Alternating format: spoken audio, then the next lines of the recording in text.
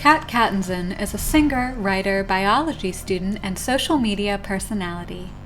She identified as a transgender man for over 15 years and began taking testosterone at the recommendation of doctors and trans activists. When negative health effects and the loss of her singing voice forced her to stop transitioning, she became disillusioned with gender ideology and the experimental practice of gender-affirming care. During our interview, Kat shares that she has not sung live in years due to the effects of testosterone on her voice, but she is now relearning how to sing and has not given up on her dream of performing professionally. She is also writing a memoir about her detransition and how she recovered from gender dysphoria. Kat is set to graduate from UC Santa Cruz this year with a Bachelor of Science in Molecular, Cellular, and Developmental Biology. Now happy living as a woman, she is filled with gratitude that she has come out the other side and only hopes that sharing her story will help others see through the fog during this time of political censorship and mass hysteria.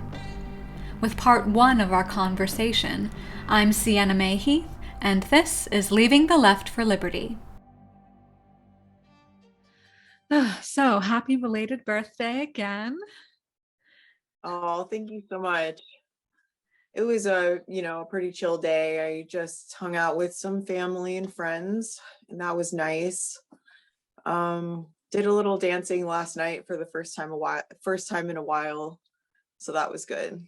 Oh, that's awesome. How old are you? I'm 31, but I identify as achronological. Oh my gosh. I'm sorry, I have to ask, like, are you joking or? Yes, I'm joking. But also, I mean, it does raise a serious question, right? I mean, if you can be non-binary, why can't you be achronological? So, so yes and no. It's a joke, but I don't see why it can't be a thing. So yeah. I mean, nowadays I just don't know anymore. Yeah. Right. Well, Yeah. It seems to get a little bit, things seem to get more stranger. Things seem to get stranger than fiction every day. They really do. yeah. Oh, your cat. Yeah, he may make a special guest appearance a few times, and it's either him meowing at the window or him scratching at the door. So I apologize in advance if he's noisy, but That's hopefully he won't be okay. too bad. No, I actually have a cat. Her name is Honey, and she's very vocal. I usually have the door closed, but I noticed that you were a cat person, so I decided to let her have free reign today. Oh, yay. Well, maybe they can meet each other. I hope so. Yeah. Well, I asked like how old you are because I was curious to get a sense of the timeline, of your experience. I saw that you identified as a trans man for over 15 years, so that's about half your Mhm. life. Could you ground your Yeah. story for us and share briefly um, what your experience was like from identifying as trans to going through a non-binary phase and then detransitioning? Sure. Um, so the first time I remember questioning my gender was when I was very young. I was around 5 years old or so, and I remember asking my mom if it was possible to change sex or to change gender. And my parents, so like I said, I'm 31, and my parents were both kind of older when they had me. So my mom's a boomer, and my dad is actually the generation before the boomers, and so they just didn't have a lot of knowledge about people who were transitioning. And you know back then it was very stigmatized. It was basically only like trans women, trans identified males were people knew about them, but not really about the other way around, that girls could identify as trans too. And so basically my mom just told me it wasn't possible. And in some ways I really wish that had been the end of it. I was disappointed, but I was like, okay, I guess, there's nothing I can do to become a boy. But then, I did continue to feel somewhat uncomfortable as a girl, but it didn't get really bothersome until around puberty, when I was like 12 or 13. My body developed very quickly, and I got curves within the course of like a year. And I had also been overweight as well, and I was bullied for my weight. And so I felt uncomfortable in my body. And around that time was when I discovered a website online. I don't even remember which website it was, but it was a website specifically for female to male people. And it had some forums and just some like, passing tips. And probably the most interesting thing to me on there at the time is that people were claiming that you could literally change from female to male.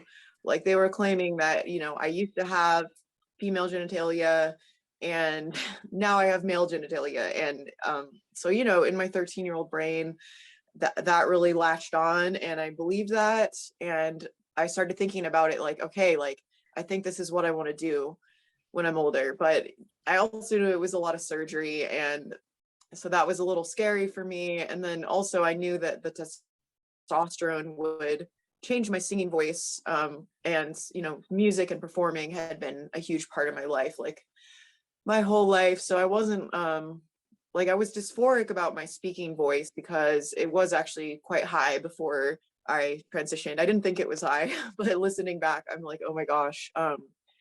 And so I had dysphoria about my speaking voice, but my singing voice, I was used to it at least, and I knew what to do with it. So, so then when I was around 15 or 16, I came out to my parents.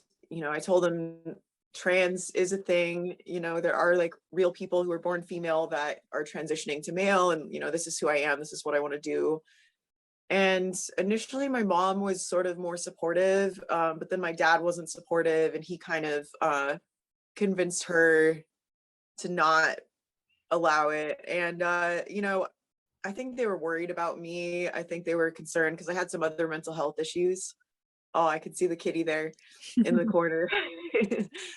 But yeah, I had struggled with an eating disorder, depression, suicidal tendencies. Like I had a lot of issues already at that age. And so I think they were just worried for me, but they basically tried to discourage me from transitioning in like the harshest way possible. Like they just told me I wouldn't be good looking as a man. I'd be really short and, small boned, and I wouldn't like make a good man. And, not that there aren't men who are short and have small bones, but I'm also very like petite and feminine looking. And, it was very painful for me at the time. So, they took me to a gender therapist when I was 17, and I think they were hoping that this person would just talk to me and try to work out some of my issues, and that maybe they would attribute some of my gender dysphoria to like my eating disorder and the bullying that I'd experienced, some other trauma I'd experienced as a child. And instead, the gender therapist affirmed me as a boy or as a man on our very first appointment. And then by appointment 3, he had suggested I go on testosterone. And he told my parents this as well. So I don't think any of us had been expecting that. And just given that my parents weren't supportive, I was living in a small town, and I had to drive for over an hour to see this gender therapist. And I had been going to support groups down there, but just like in my immediate vicinity, I didn't feel that I had any support in my transition. And again, I had been writing songs. I think I was producing my second album by that point. And so I just didn't feel ready to jump into the testosterone at that point.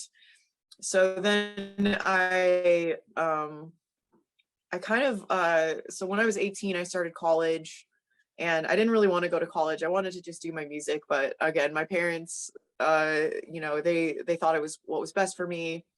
And so I started college, and I kind of went back into the closet for a long time because it's just already scary starting college, meeting new people. It's a new environment, and I was not able to pass as a man like whatsoever. So it would have just been constantly, you know, telling people my pronouns.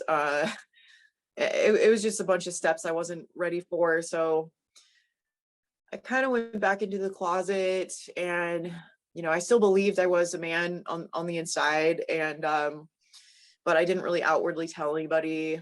I dated a couple people in college who were both men, and you know, I was just afraid that if I came out to them, that they would break up with me. And like at the time, just the relationship was more important to me than you know, coming out as trans, I suppose.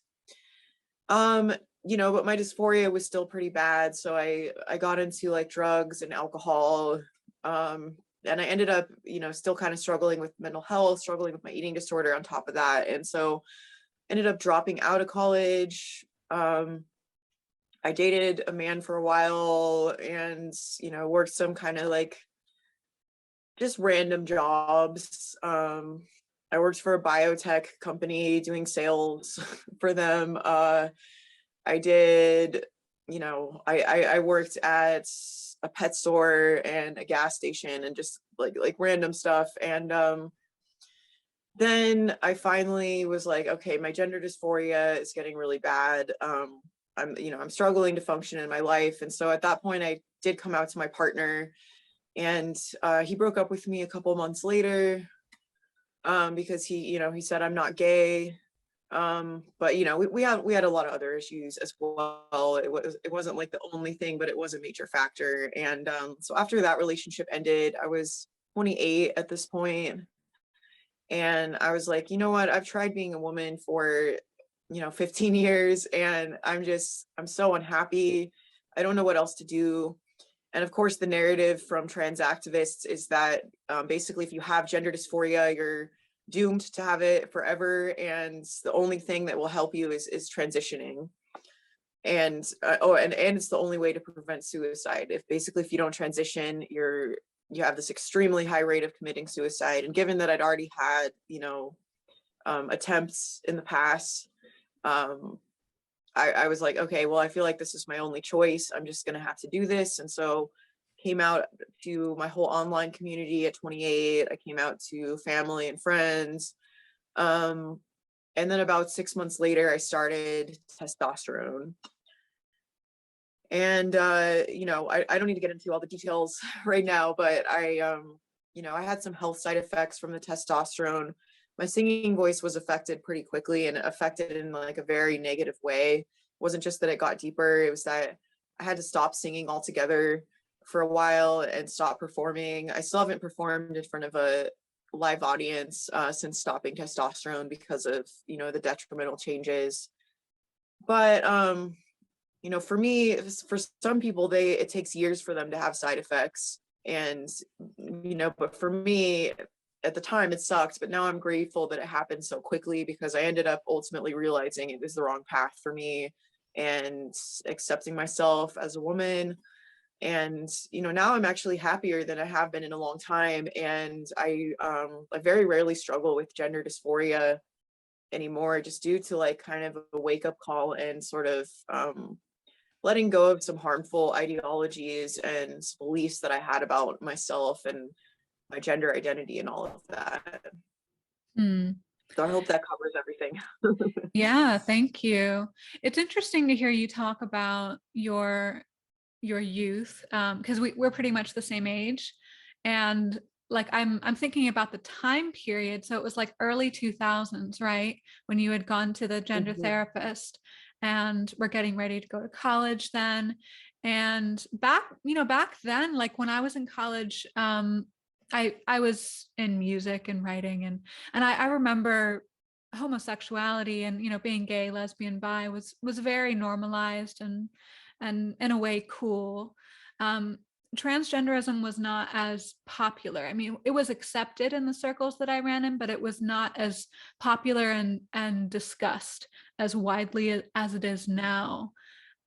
So when you think back to what your high school and college experience was like, how might that differ to a kid now who's maybe questioning their identity and going through school and likely being very affirmed and supported. Right. I mean, it has changed so rapidly.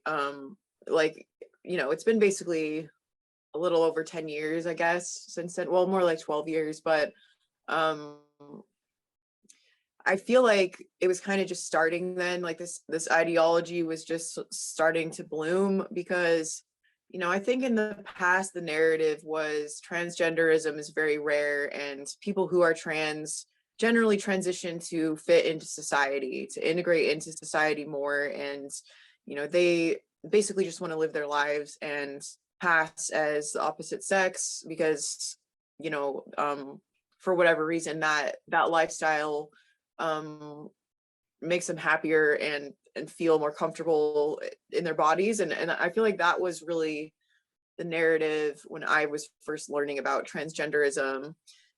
And now it's completely just spread like wildfire, and now it's to the point where this small minority of people is trying to change the language used for everyone else. Like when I was first reading about transgenderism online, there wasn't any, I don't remember hearing the word cisgender or like non-binary wasn't a thing.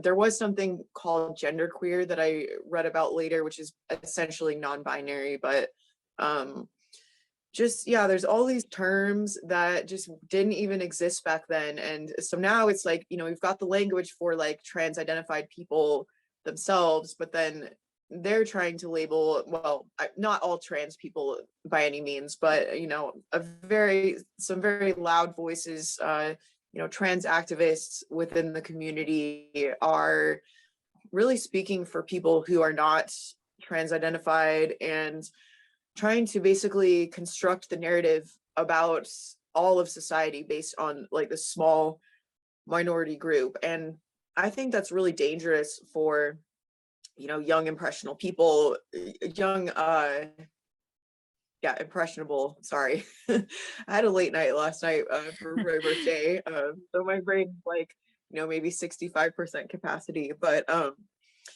yeah, I think it's really dangerous for young people because I think the word cisgender can be used like a bad word, and it's almost like if you're cisgender, then you have this like place of privilege and your life is just so much easier than someone with a trans identity. And you just have to accept the label of cisgender.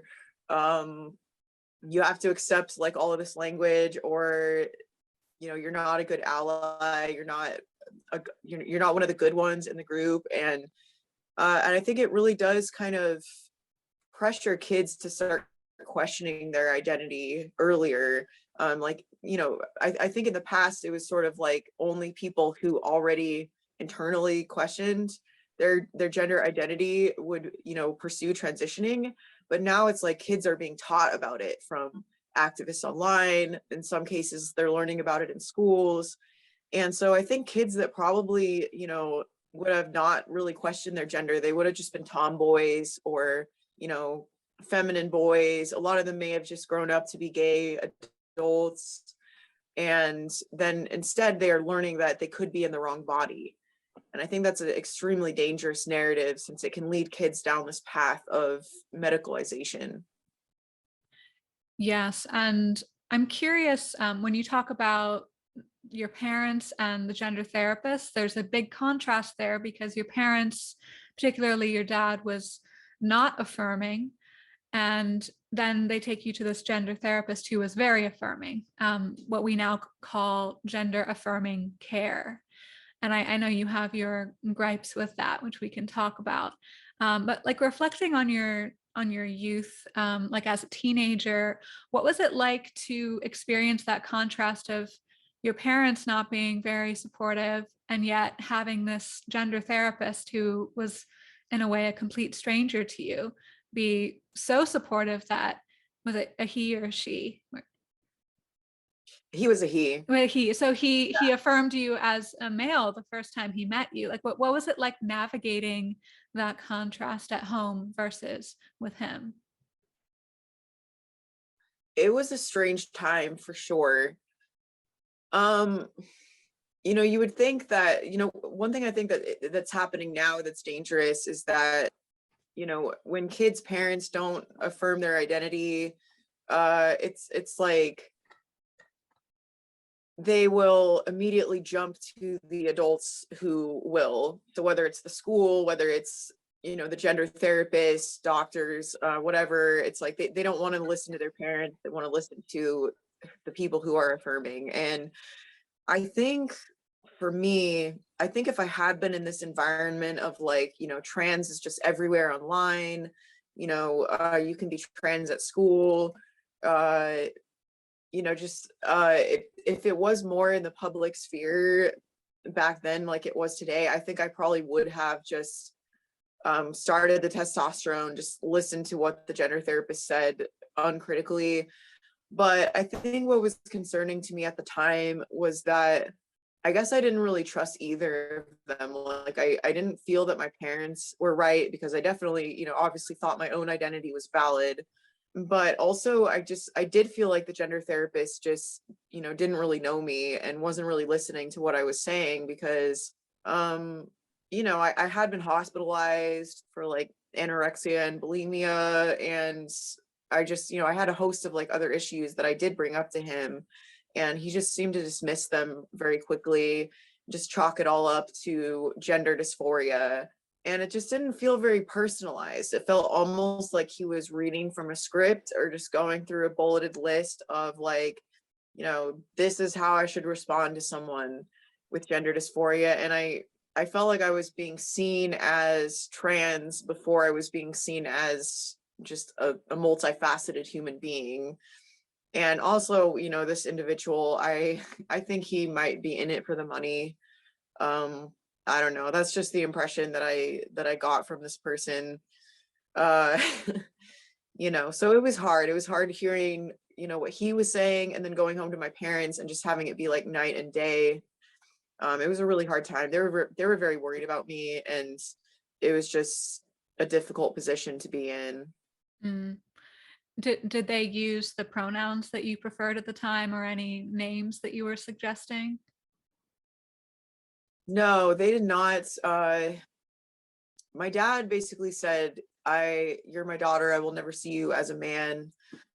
My mom did say, well, if you end up transitioning, then I'll use like he, him pronouns for you.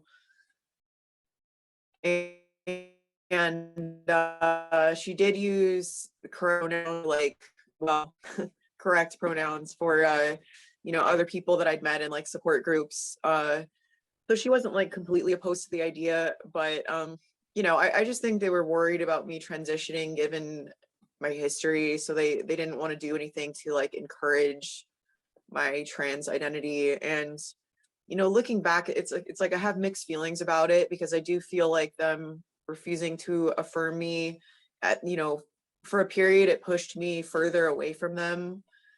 But also I'm kind of like, well, if they had been like some parents are today, where they're just super affirming, yeah, let's go puberty blockers, let's go, starting hormones at 16 or whatever. I mean, I think things could have been so much worse. So, in a way, I'm grateful that they kind of stuck to their guns. But it was a very challenging time, and it definitely created a rift in our relationship for quite a while. That's understandable. And you said, given your history, they were like, they knew you since you were born, right? And um, at some level, they understood the other struggles that you were experiencing. Like you mentioned an eating disorder and some addictions that came down the line. And even as a really young kid, you didn't feel at home in your body. You were still questioning whether you could become a boy. And they experienced a lot of this with you, and understandably were concerned. That's actually one of the things I find interesting about your story, is that you were questioning even as a 5-year-old. And one of the things that trans activists will say, or that like just allies will say, they'll say, oh, well, if the kid raised concerns when they were really young, that makes them truly trans, and we should listen to them Right. even more. So what do you have to say about that? Because like honestly, you kind of caught me off guard, because I was like, wow, that kind of shattered a stereotype that even I was holding on to. Yeah, I think the whole idea of true trans is a really tricky idea. Um, the way that I look at it is more, there are some people who transition who seem to prefer, staying transition, and they do seem to be relatively well adjusted and happy. I mean personally, I have concerns about the health risks for anyone who's transitioning, because um there are some very significant health risks with transitioning that are being downplayed. And even if you're otherwise happy with your transition, I mean, like the risk of heart attack goes up, for instance, by 4 to 5 times what it would be. And it's, and one of the misrepresentations that trans activists will say is that, oh, well, if you're a female transitioning, your heart attack risk will just be that of like a cisgender male. And that's not true. It's actually higher for either sex transitioning. Heart attack risk will be higher, stroke, certain types of cancer, just of course infertility, just there's a whole host of like serious health issues. So but yes, like there are people who, for whatever reason, maybe they're able to pass really well as their desired gender, or just for whatever reason they do seem to be able to transition and be happy and have relatively few side effects. I'm still not sure about 20-30 years down the road, but I think this idea that, like, I don't really believe the narrative that people are born in the wrong body, that like I don't believe in gender identity, that we have like a gendered essence or gendered souls, that like I don't really believe anyone was actually supposed to be born the opposite sex. And and this isn't supported by science either. Like trying to prove that gender identity exists is like, it's trying to prove that, I don't know, like ghosts exist or something like that. You can't prove it with science or in material reality. So, do I think there's some people who transition and, are relatively happy and well adjusted? I do. I still have concerns about, the health side of it.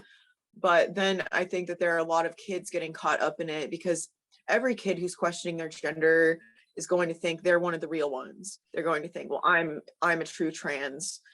And, then you have doctors who are affirming anyone's identity who says, I have gender dysphoria, because trans activists are screaming at them, that's what you have to do. You have to affirm. Otherwise it's, you're like denying them the treatment that they need or whatever. And so you end up with people all across the spectrum, people who you would look at them as a kid and be like, oh yeah, you're very gender nonconforming. I wouldn't be surprised if you turn out to be trans. And then you have people that have no history of gender dysphoria, or gender nonconformity, who are, like, I guess, rapid onset gender dysphoria cases who are being immediately affirmed. So, if doctors and medical professionals don't even have a good method of being able to tell who's who, then it's what is the purpose of believing in true trans? True. And you talked about the risks and some of the side effects. Could you walk me through what treatments you underwent, and any of the side effects that you may have experienced during that transition? Absolutely. So the only thing that I did, well, I had the first thing I did is I got a prescription for testosterone. And the way that I obtained that was calling Planned Parenthood in my local area, and I got a call back. And then within 30 minutes of speaking with the doctor, I got my prescription. It was done over the phone. I never met them in person. And, you know, the reason given for that was because it was COVID and they weren't doing as many in-person appointments. But yeah, there was no labs required. They did order labs for me to get done like after the fact, but I already had my prescription at that point. And then I also, a month or two later, I called the same Planned Parenthood who transferred me to another Planned Parenthood where I spoke to a doctor about getting a letter for top surgery. So basically Planned Parenthood or, you know, so the surgeon that I was going to, I think that they don't even have a requirement that you need a letter of approval from like a doctor, psychiatrist, or anything. But if your insurance is going to cover it, you have to get at least one letter of approval. So, you know, I spoke to the surgeon and they told me I needed that letter. So that's when I called Planned Parenthood back and I talked to a different doctor, one who had also never met in person, and I got my letter for top surgery in like probably less than an hour conversation. And, you know, as I was like telling her my history with gender dysphoria, she was just kind of like rushing me through it and just, you know, not really listening, just being like, okay, yeah, but what age, you know, like what age did you first identify as trans? And just kept like kind of rushing me to just kind of get the information out so she could like, you know, tell them what they wanted to hear. And it was kind of the same sensation I got from talking, or same impression I got from talking with this gender therapist that I'd seen. It was like just kind of rushing through the process, you know, not really looking at me as an individual, just kind of like, okay, like here's the protocol. And when it comes to something like irreversibly altering your body, it seems like there needs to be just a lot more safeguarding. And you know, it's really important to listen to people and what they actually need to treat their mental health conditions, and not just, you know, a one size fits all solution is not appropriate. But within 4 months of starting testosterone, thankfully I was scheduled for top surgery, but I never went through with it. But the testosterone, I started to get heart palpitations. I think it was related to binding as well. But this was all happening while I was on testosterone. I started to have kind of a mysterious pain and pressure like on the right side of my body. It would get worse if I ate certain foods or drank alcohol.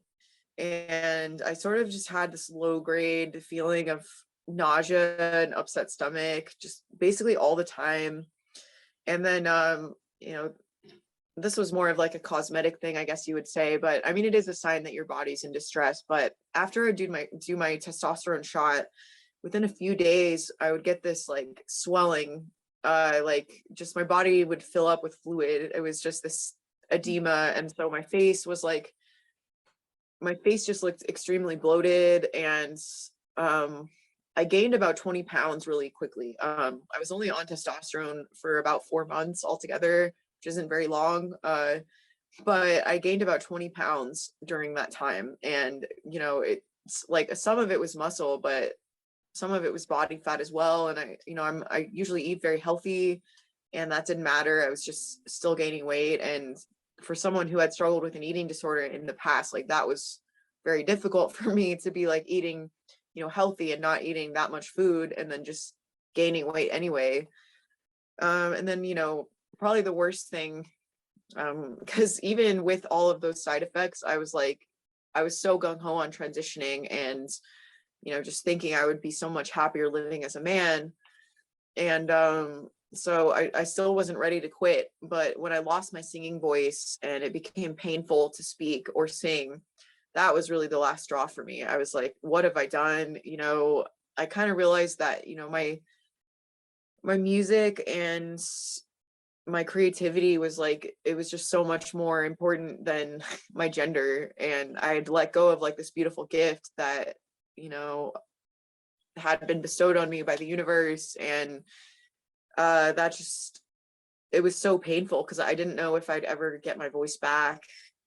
It's still not back to like where it was, but I've made some progress, and I'm coming to like accept it. And, you know, but for a while I went through this really deep grieving process over my singing voice. And, it's still hard for me sometimes to this day.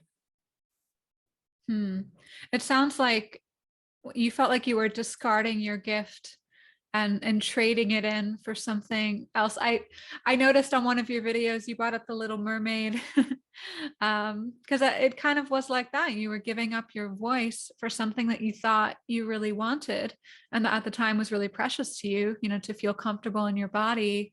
But in the end of that phase in your life, you realized who you really were, what maybe your essence was, your artistic gift and your singing voice. And that's tragic, but also really beautiful, a beautiful way of coming to terms.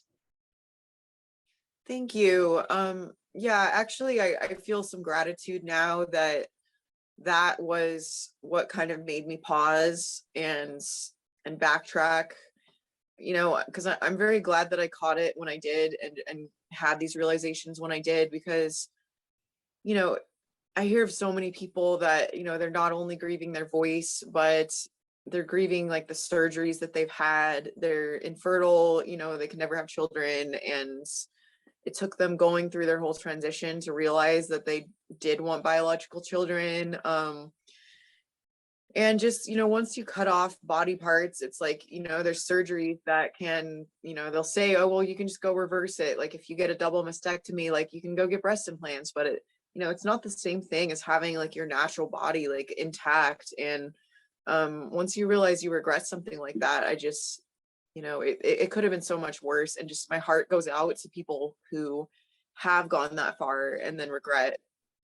And I think with some people, like there's some older trans people who they didn't regret their transition, in terms of like, they still identify as trans, but they've started to suffer health side effects like 20 years down the road, 30 years down the road. And I think we're going to see this with a lot of people, because it's unbelievable to me that doctors, well, I don't know if it's just downplayed or if doctors are actually saying that it's safe, because I mean, testosterone is a known carcinogen, and it's known to cause birth defects as well. And we're like, we're giving it to trans identified females who are still planning on having biological children, and they're taking testosterone. And say similarly, taking estrogen as a male, it has all kinds of harmful effects on the body. So it's unbelievable to me, being a student with a biology background. I'm about to graduate this August, but that doctors would recommend it and say that it's safe, because we already know cross-sex hormones are toxic for, or taking wrong sex hormones is toxic for the body. So I just don't understand how we've gotten here to the point where this is, not only a treatment that is recommended as, a last resort, but it is the first treatment that is thrown at people. Like, oh, just, try hormones for a while. Because then, within 4 months, you could end up as a baritone, like I did. And I talked to someone the other day who took testosterone for 4 months, and now she has a full beard that she has to shave every day, and she's detransitioned as well. So Wow. it's just, it can happen extremely quickly. And then there's the health to take into account. And I know I keep beating a dead horse with that, but I just think it's so important to stress that it's not just this willy-nilly thing that you can just completely alter your biochemistry and be completely fine and healthy. Like it's a big deal, and it should not be taken lightly. It is a big deal. And reflecting on your story, I know you're studying molecular biology now, and you were actually focused on biochemistry during your transition. And that was in 2020, right? Yes. Yeah. Mhm. And I'm curious, like, while you were studying biochemistry, was there anything that you were learning that you sort of had to push aside or shove under the rug in order to justify the transition that you were going through? Absolutely. I mean, I think that I had the grave mistake of blindly trusting doctors and, you know, and blindly trusting Google because, you know, it's like when you Google, when you Google this stuff, it's like the first thing that pops up is like all these propaganda pages that are like, you know, cross-sex hormones are relatively safe. That's what they always say, relatively safe. And it's just like, by whose standards? Like there's never been clinical trials on this. Like there have never been clinical trials for using cross-sex hormones for gender dysphoria. There have never been clinical trials for puberty blockers, specifically for gender dysphoria, or surgeries for that matter.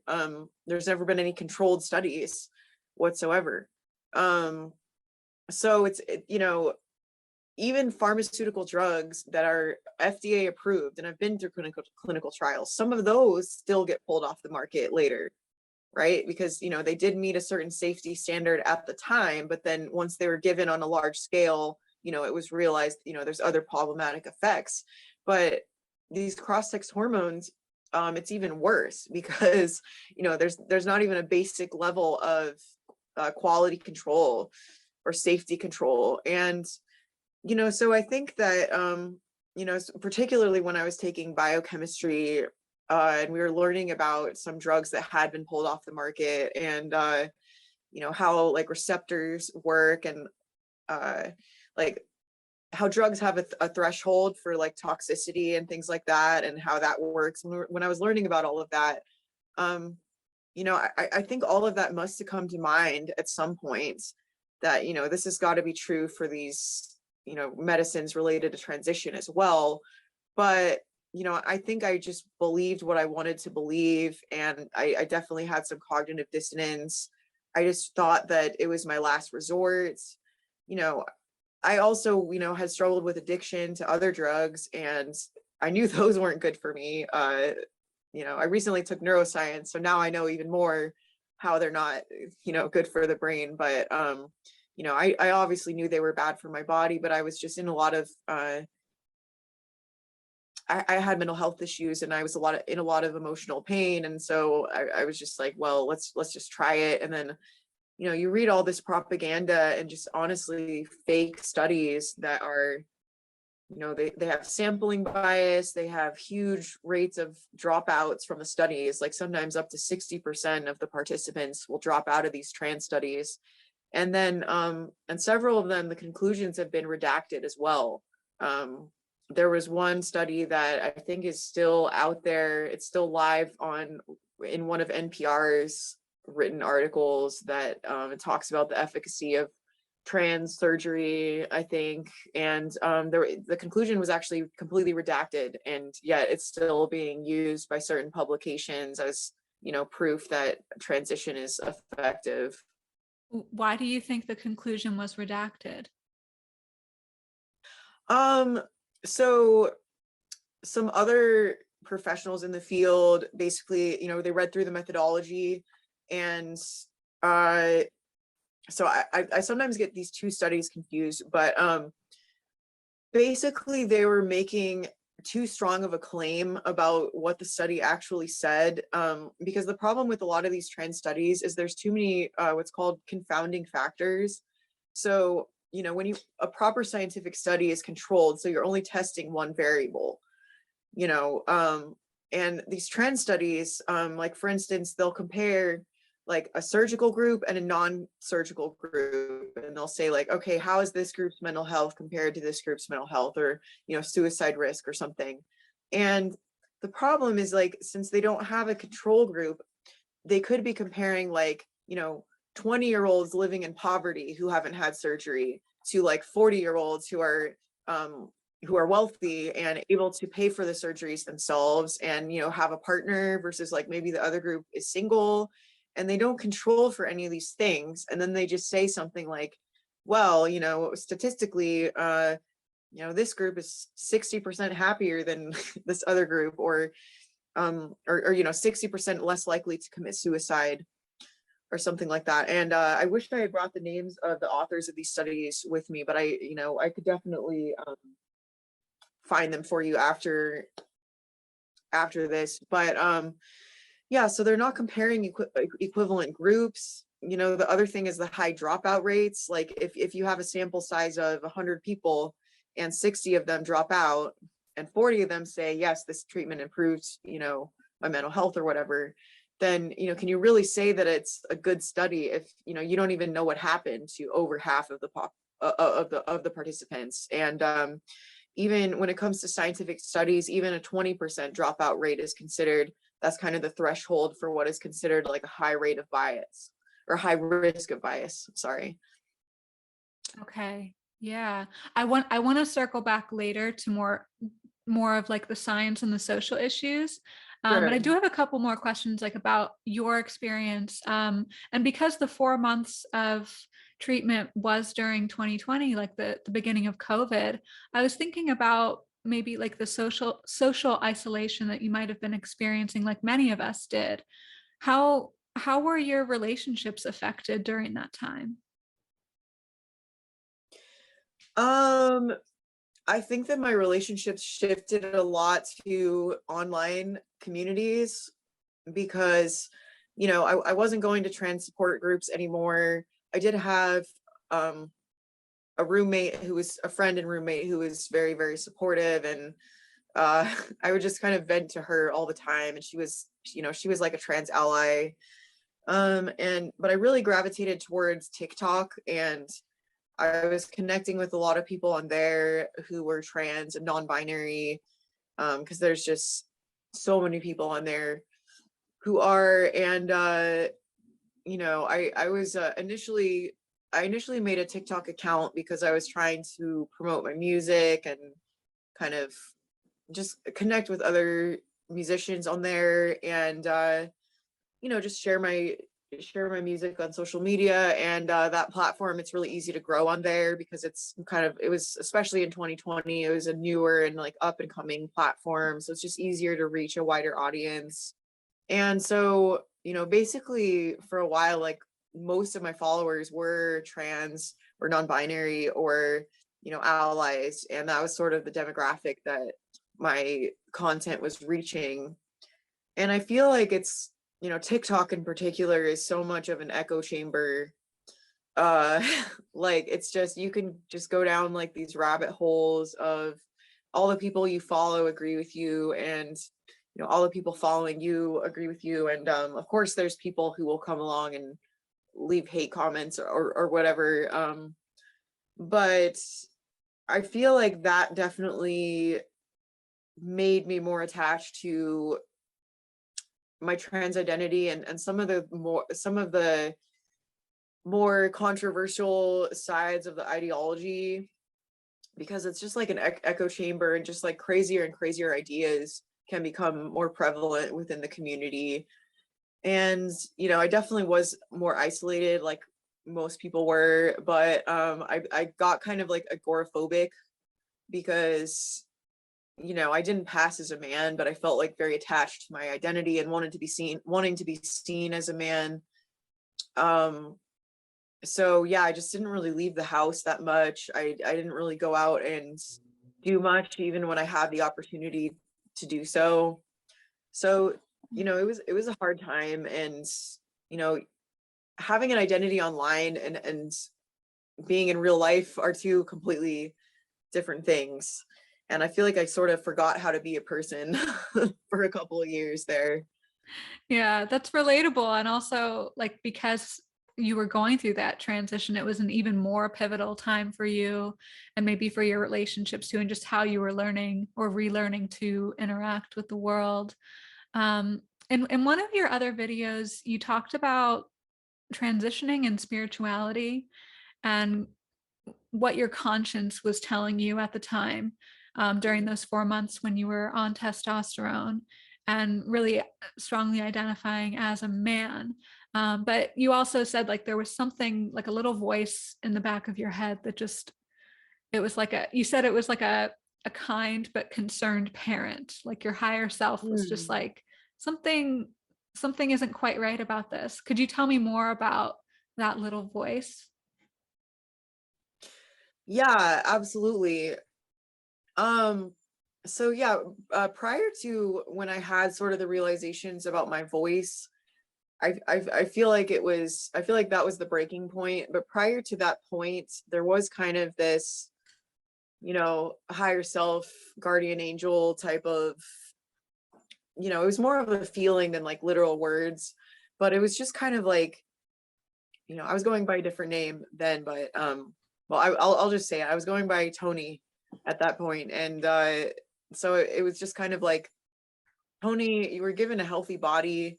That's more than a lot of people can say. You were given like so many blessings, and you're taking something that is harming your body. And basically, even though I felt very euphoric at first when I started taking the testosterone, there was something that was very similar about it to when I was struggling with addiction and doing drugs. Like, it just didn't feel natural. It didn't feel like I was doing something good for my body, regardless of, some of the things being said in the echo chamber, like if you're trans, your body is meant for cross-sex hormones, and you will feel better because it's that's the hormones you were always supposed to have. Like, that's one of the things that I was trying to tell myself. But yeah, just sort of something deeper within me, it was kind of like, this is bad for you.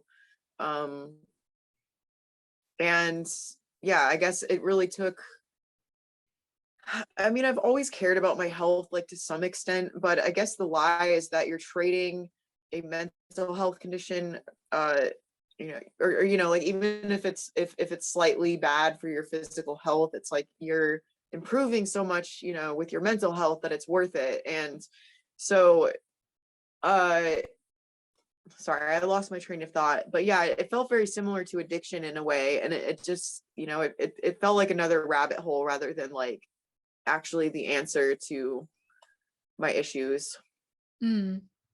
Yeah. And you've also talked about meditation. Were you meditating at the time? Yeah, I was. I've been meditating seriously for about, let's see, it was like 2017 when I did my first Vipassana retreat. So about 5 years. And, within that, there's been periods where I've kind of like fallen off a little bit. And then there's been periods where I'm like more serious about it. And, Vipassana it means seeing things as they are. And the practice is really about being present in your body and body sensations. And there were certain things that I was ignoring and bypassing during my meditation in order to continue supporting the trans identity and like feeling like I was on the right path with taking these hormones.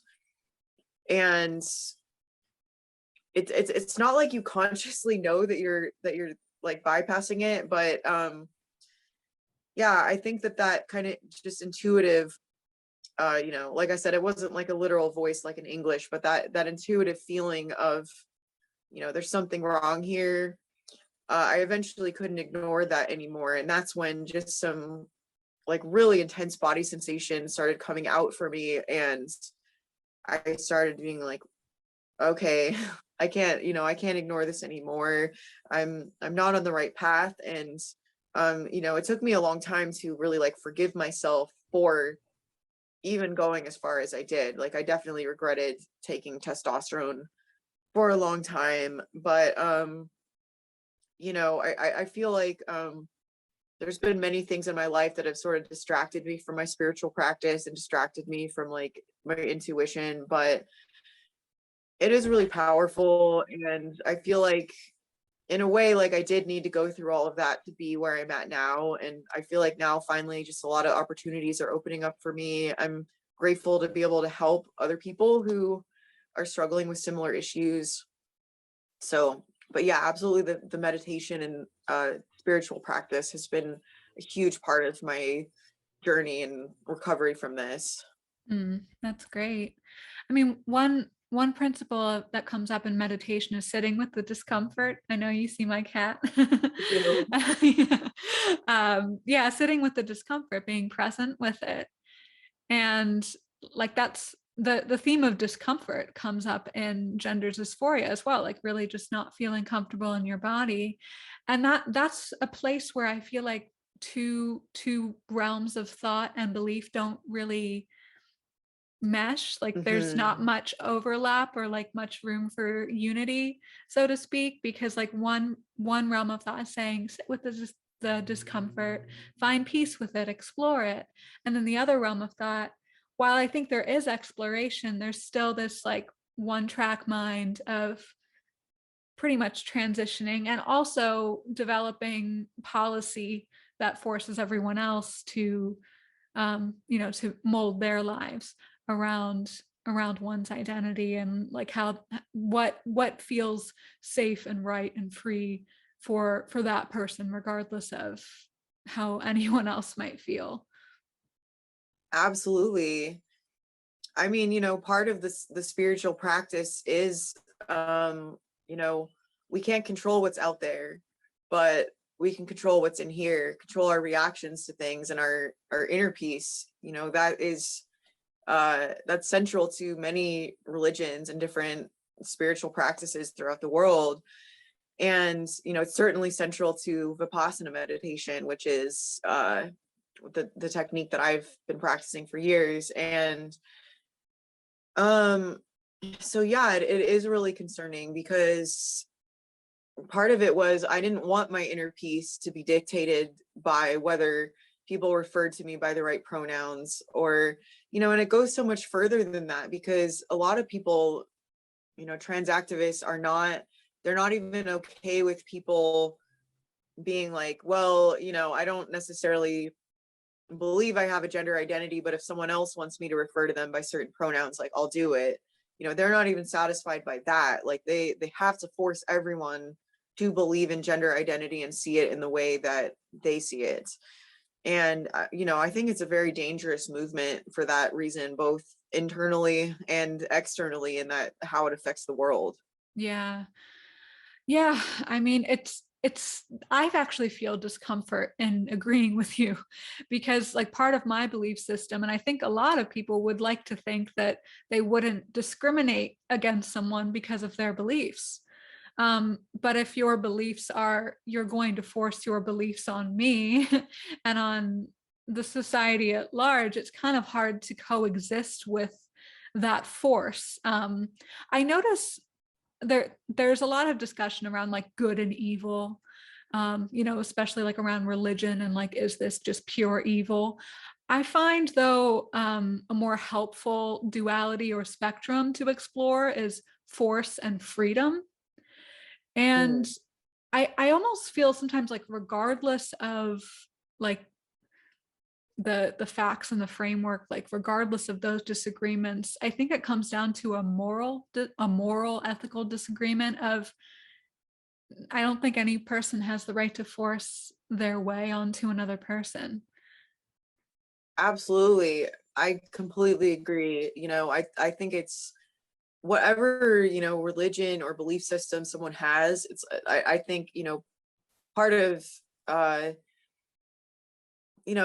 think freedom is an American value, and freedom of religion is important. And, not just religion, but any type of belief or ideology someone wants to have, I think they should absolutely have the freedom to have that. But it is, when when they start enforcing that on other other people, and overstepping other people's boundaries to believe what they want to believe, that is where it crosses the line.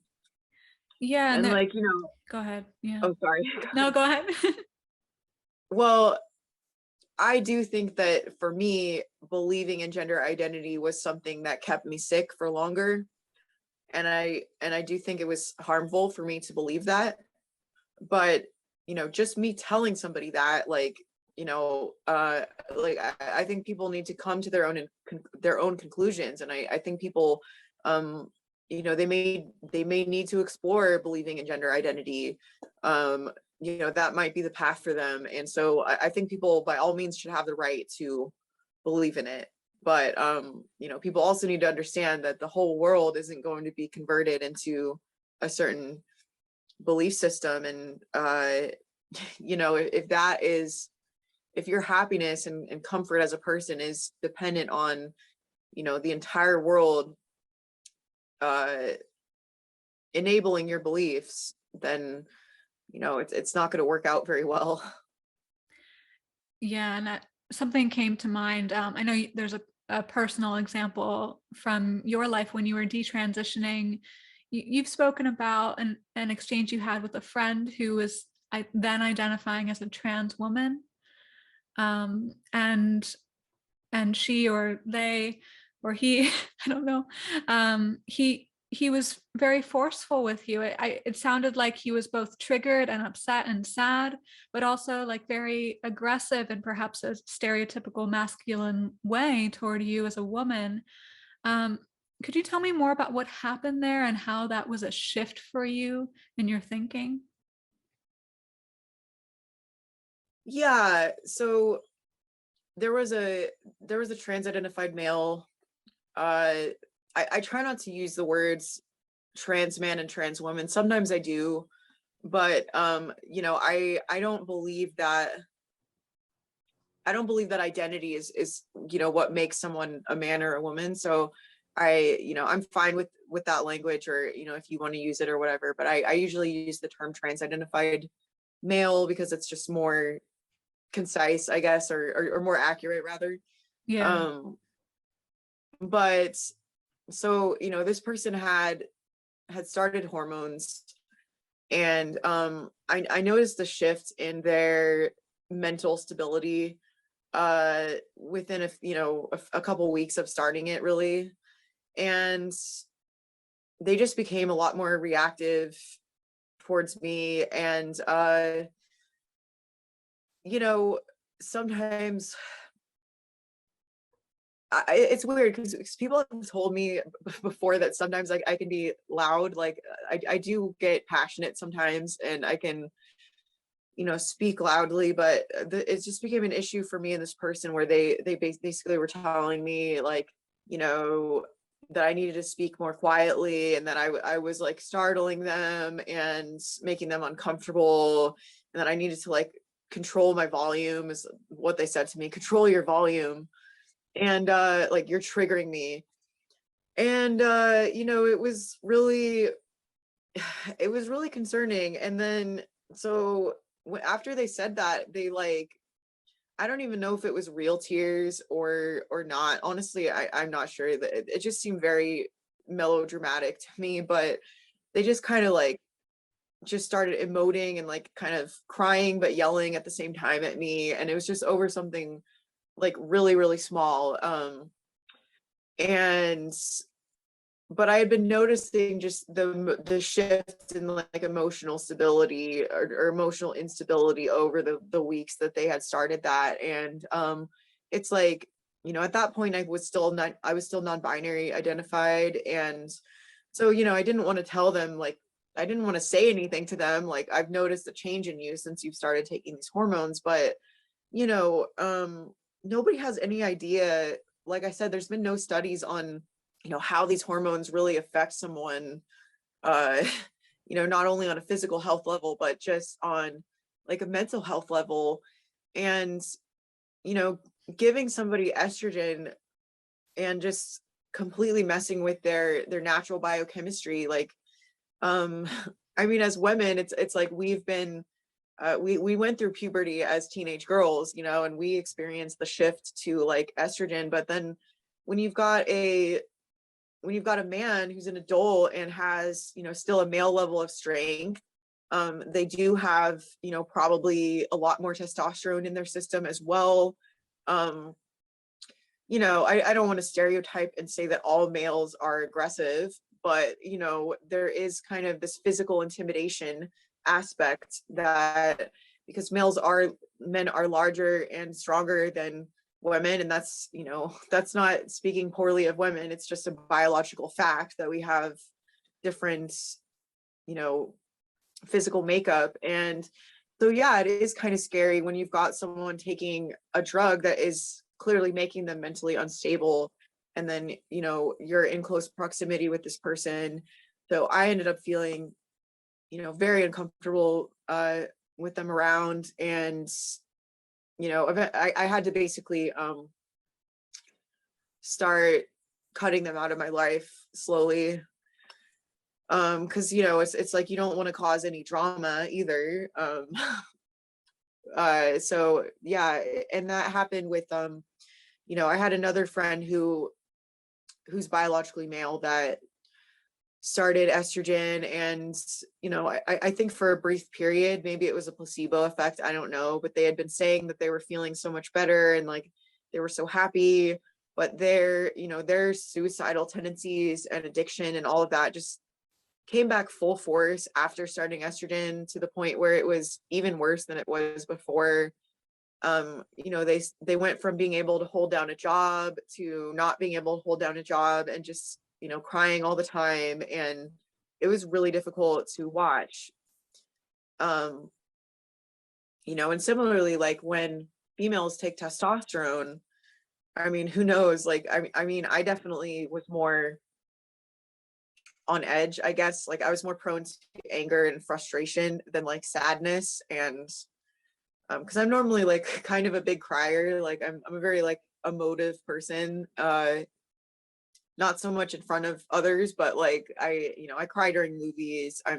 That's just kind of how I am. And like when I was on testosterone, I was just way more of like, I'm already a confrontational person, but I was just way more prone to like anger and wanting to like fight someone and call them out on their stuff, rather than just kind of processing it on my own, and sort of experiencing emotion more in terms of sadness, I guess. Yeah, that as I'm listening to you speak about these two interactions, the themes that are coming up for you, I think, are voice and emotions. Like both of those things are integral to the artistic process too. It's experiencing a realm of emotion and of volume. That was an interesting choice of words that your friend used, like to lower your volume.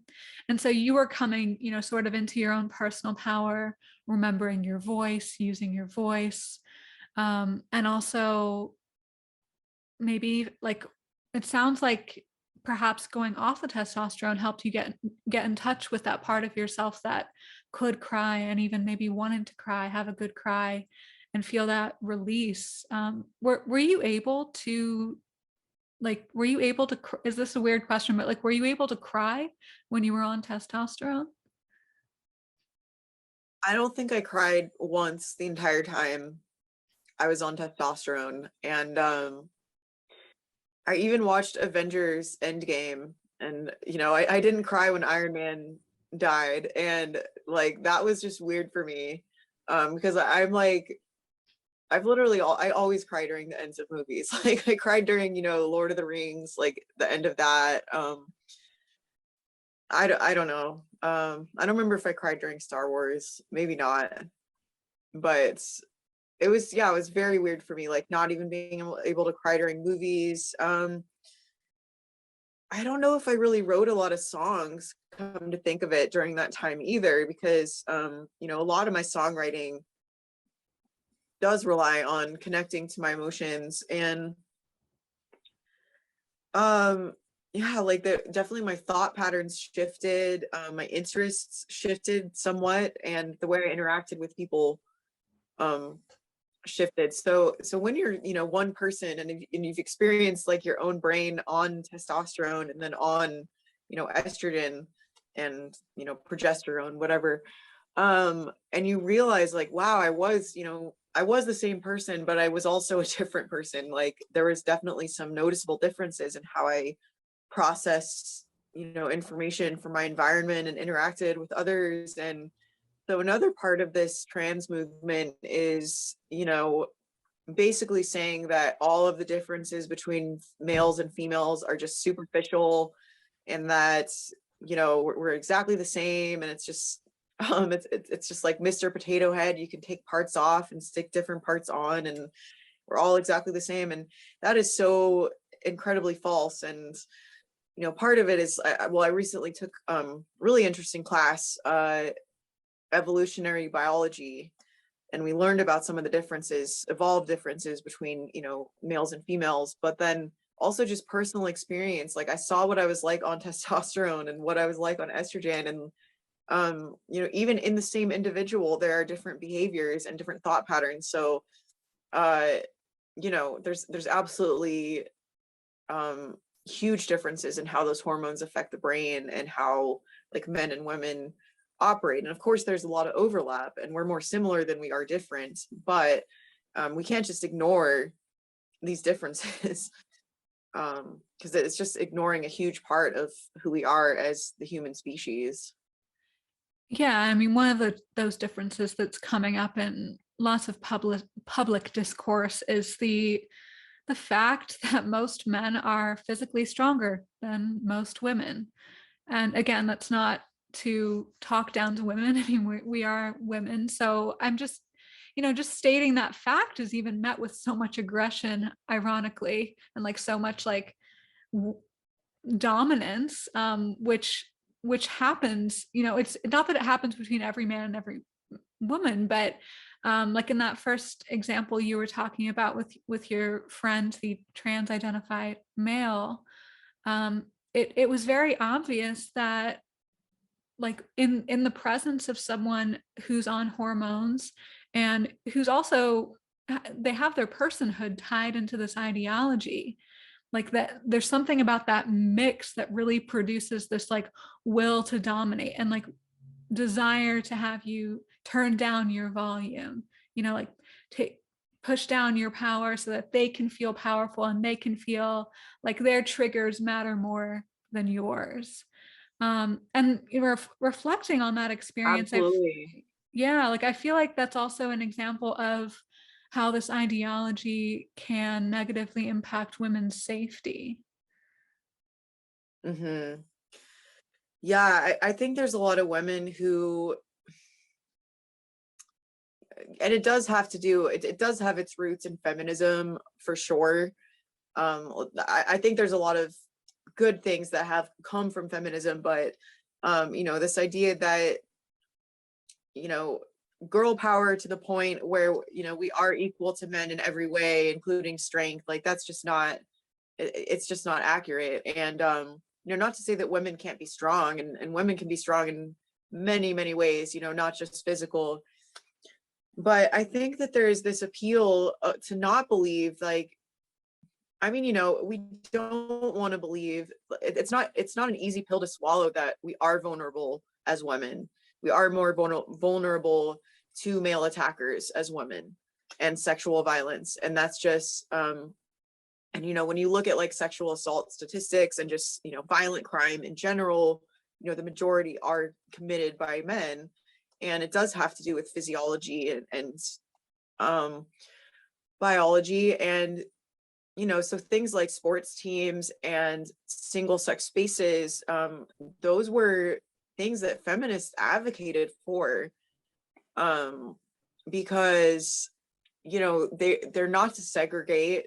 You know, it's not like, you know, people will compare it to like segregating based on race or something. And, you know, it's not like that at all. It's literally, you know, in order for things to be safe and equal for women, we need to have private spaces. You know, it's not like, you know, there's no reason, there's no legitimate reason to have separate bathrooms for Black people and white people. Like, we're all human. But, you know, when it comes to men and women, like, yes, there is a logical reason for that, and it is women's safety. And, you know, I mean, the bathrooms are one thing. I would say the biggest issues when it comes to safety are women's prisons, where, you know, we're now allowing convicted male sex offenders into female prisons.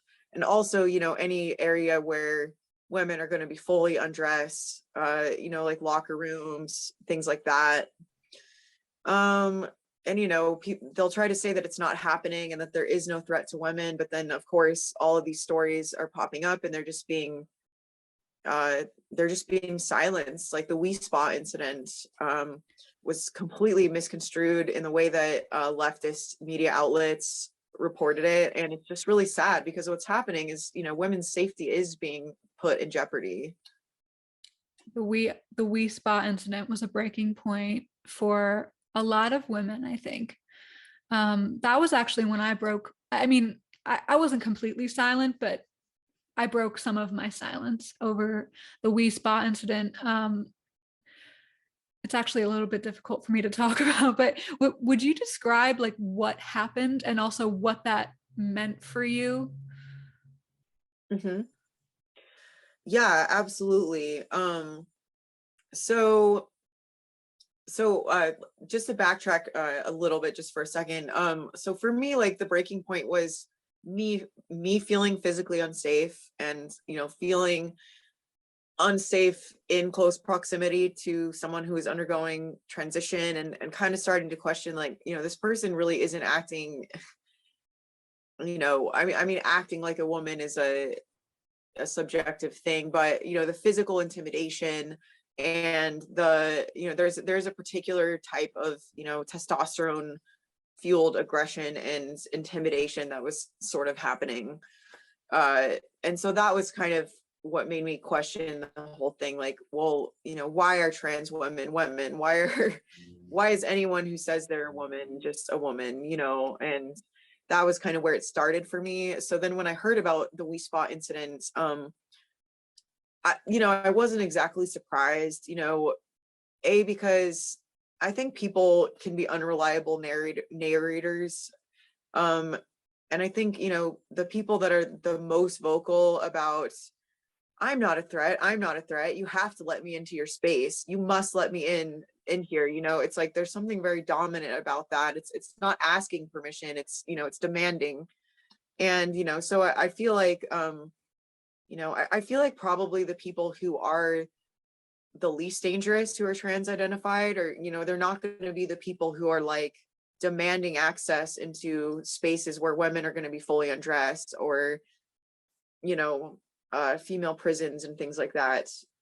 But so anyway, I watched the video of the woman who was present at the Wee Spa that day, and she was very angry. She was telling the workers at the front desk, the staff at the front desk, that there was a man who was fully naked exposing himself in the women's section of the Wee Spa. And the staff said something about, well, we can't discriminate based on, or it's the law that we have to let them in due to laws about sexual orientation and gender identity. And someone else at the spa started asking the woman if the person was transgender, and this woman basically said, I don't believe in transgender, that's a man, he's got his male genitalia out in front of women and girls. And so anyway, the way the media reported it at the time was that that this woman had basically made it up, and there was nobody there, there was no man in there.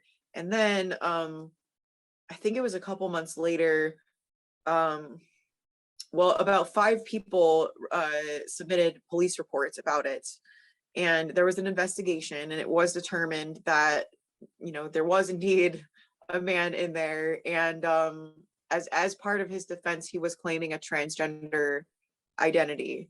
But it turned out this was a registered sex offender. He'd already had previous occurrences of indecent exposure, and so he was charged with the 5 counts. And I'm not sure if the trial has already gone through or what's going on with that. But so now when you look at this, some of the same media outlets that said it was a hoax are now conceding that yes, this did actually happen.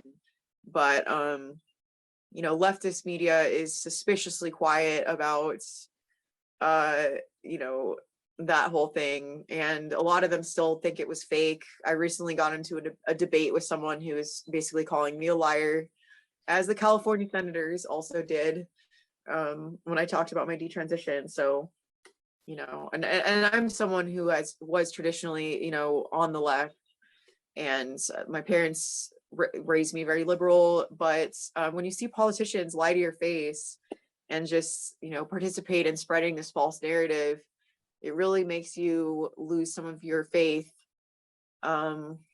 you know, I don't feel like I have faith in any politicians at all at this point. I'd say I'm like politically homeless due to all of this.